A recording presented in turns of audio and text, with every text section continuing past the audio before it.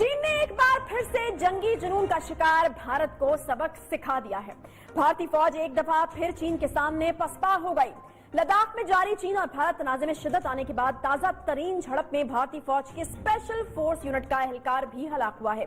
इससे पहले हम देखें तो भारतीय फौज के line of actual control cross करने के बाद चीन की जानिब से भारत को खबरदार कर दिया गया था, वार्निंग्स दे दी गई थी। चीनी फौज के तर्जुमान ने भारत को फौरी तौर पर अपने फौजियों को वापस बुलाने का अल्टीमेटम दिया था, जबकि दूसरी तरफ भारतीय आर्मी चीफ ने भी बढ़ती हुई कशीदगी के एन वस्त में चीन के खिलाफ अस्करी ऑपरेशन का शोशा छोड़ा था। गुज़श्ता चंद रोज से लद्दाख समेत दीगर जो सरहदी इलाके हैं उनमें चीन और भारत ने अपनी फोर्सेस की तादाद बढ़ा दी थी। चीनी फौज की गैर मामूली नकलो हरकत के बाद भारतीय फौज मुसलसल बुखलाहट का शिकार थी। भारतीय फौज और हुकूमत की बुखलाहट अब खुलकर नजर आने लगी है।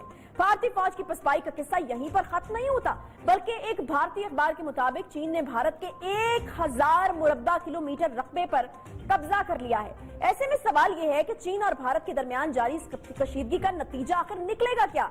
दोनों ममालिक के दरमियान जारी इस महाज के पाकिस्तान पे असरात क्या होंगे? और सबसे बढ़कर ये कि क्या चीन और भारत के दरमियान जारी तनाज़े में अमेरिका भी मुदाखलत कर सकता है? इसी हवाले से बात करने के लिए हमारे साथ मौजूद है दिफाई तज्ज़ियाकार major general retired Ejaz Zaman साहब। बहुत शुक्रिया जमान साहब प्रोग्राम में ज्वाइन करने के लिए। जमान साहब मुझे ये बताइएगा, हम देख रहे हैं कि महाज एक बार फिर से गर्म हो चुका है। मोदी सरकार को एक बार फिर से शर्मिंदगी उठाना पड़ी है, उनका स्पेशल फोर्स का एक एहलकार शहीद हो गया है।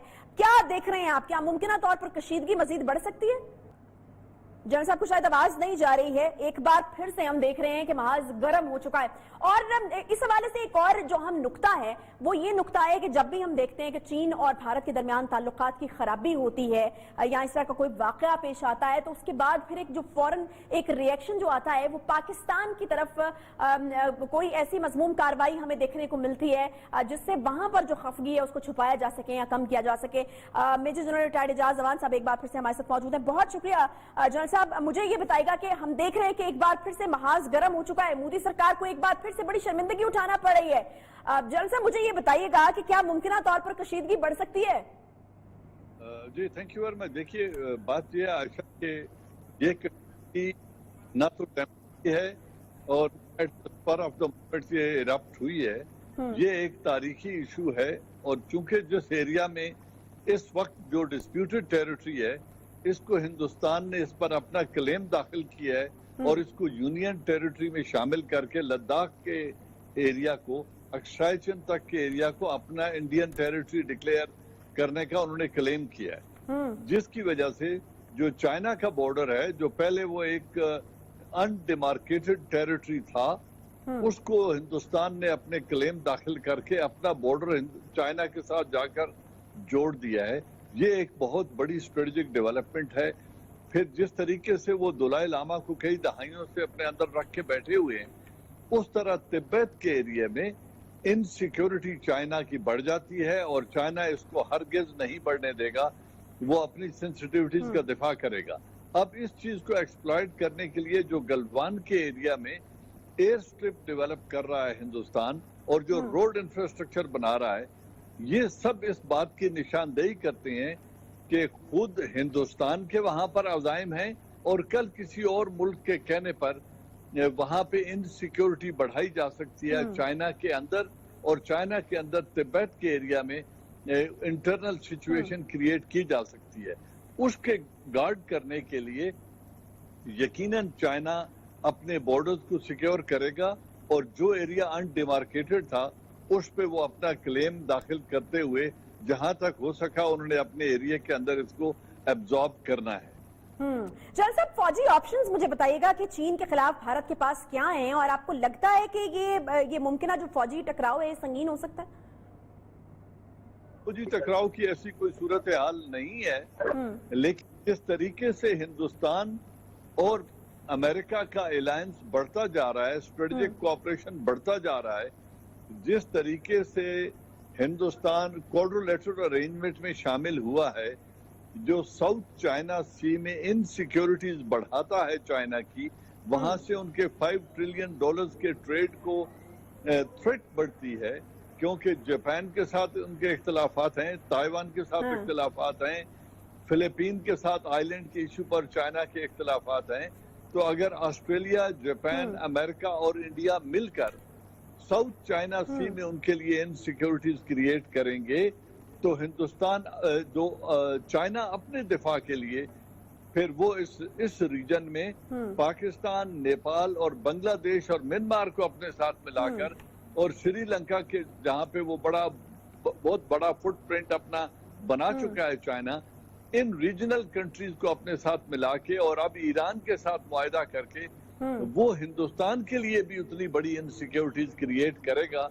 तो ये एक तरह के एक स्ट्रेटेजिक न्यू गेम है जो इस रीजन में खेला जा रहा है। नई अलायंसेस बन रही हैं।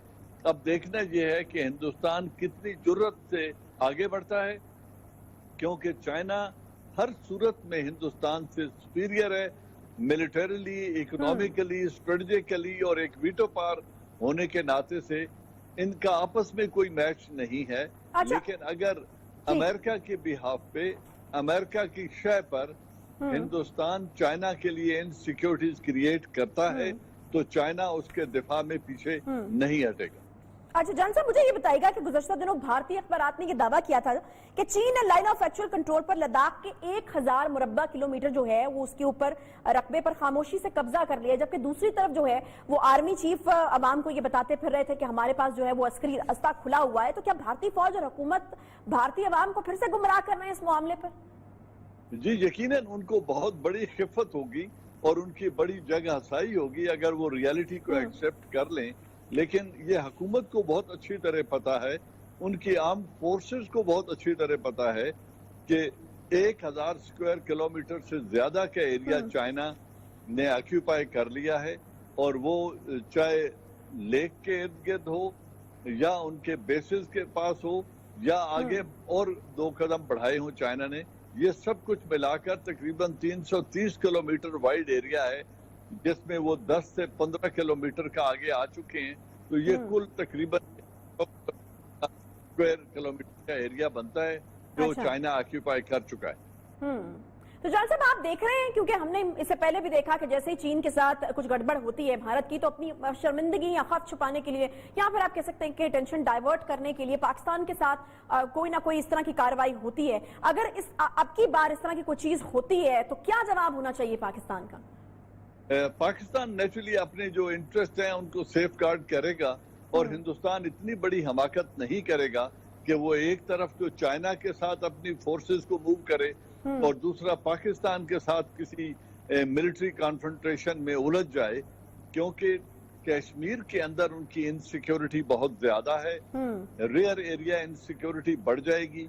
कश्मीरी इनके जो लॉजिस्टिक बेसिस हैं और रेयर एरिया है और सप्लाई लाइंस हैं, उनके ऊपर हमले शुरू कर देंगे, क्योंकि इस वक्त कश्मीर कंप्लीटली एलियनेटेड है। आगे से 1-2 प्रोफेशनल आर्मीज का अगर उन्हें सामना करना पड़े तो हिंदुस्तान के लिए defeat is a writing on the wall. और मुझे नहीं लगता कि इतनी बड़ी हमाकत बयक वक्त वो 2 मुल्कों के साथ करेंगे जो दोनों न्यूक्लियर पावर्स भी हैं, उनकी आर्मी और बैटल हार्ड हैं और खुद कश्मीर बहुत ठीक। यानी पाकिस्तान जो है वो तरने वाला साबित नहीं होगा। पाकिस्तान भी एक एटमी ताकत है और भारत को ये कभी नहीं भूलना चाहिए। बहुत शुक्रिया मेजर जनरल रिटायर्ड एजाज जवान साहब हमारे साथ मौजूद थे। इसके साथ ही प्रोग्राम का वक्त यहाँ पर खत्म।